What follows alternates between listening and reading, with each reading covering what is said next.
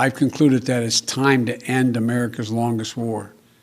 It's time for American troops to come home. We will start the withdrawal of NATO rescue support mission forces by May 1st.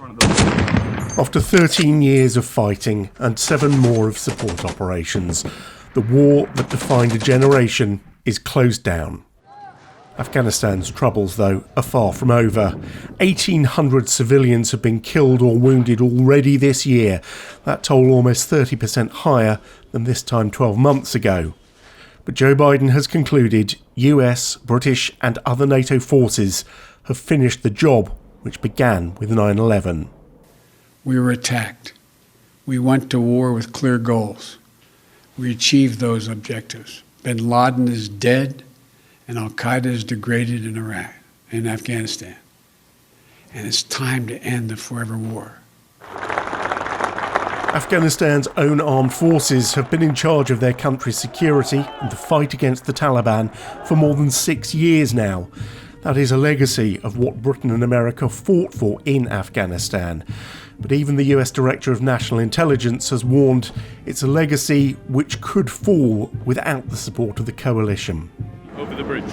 As yet, there is no timeline for exactly when the 750 UK troops currently in Afghanistan will be home, but the US President's decision makes it effectively impossible for them to stay. The NATO presence is about 7,000 troops. Americans constitute just under half of that.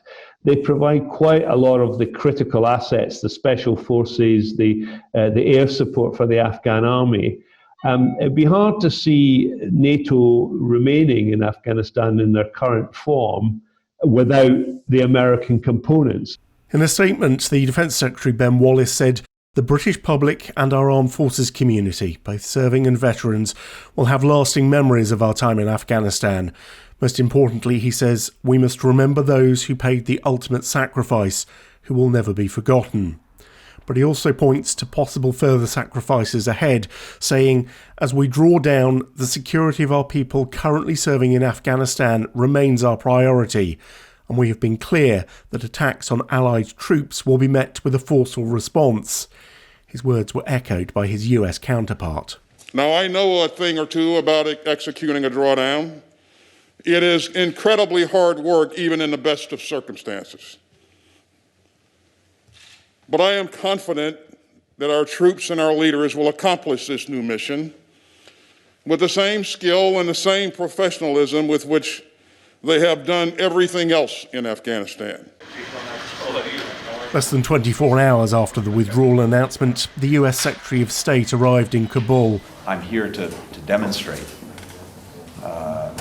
our ongoing commitment. The promise is that there will still be financial and practical assistance from the coalition that is withdrawing its military support. Decision about the moving to the next phase, into the next chapter, we respect that. But at the same time, thank you for your continued commitment. After announcing the withdrawal, President Biden visited Arlington National Cemetery to reflect on the sacrifices that have been made over the last 20 years in Afghanistan. For the past 12 years, ever since I became vice president, I've carried with me a card that reminds me of the exact number of American troops killed in Iraq and Afghanistan. Every one of those dead are sacred human beings who left behind entire families. As of today, there are 2,488 U.S. troops and personnel who've died in Operation Enduring Freedom and Operation Freedom's Sentinel, our Afghanistan conflicts. 20,722 have been wounded. The grief is raw. It's a visceral reminder of the living cost of war. For America, Britain and their allies, that cost has already been paid. What it delivers will now be in the hands of Afghans alone. James Hurst, Forces News.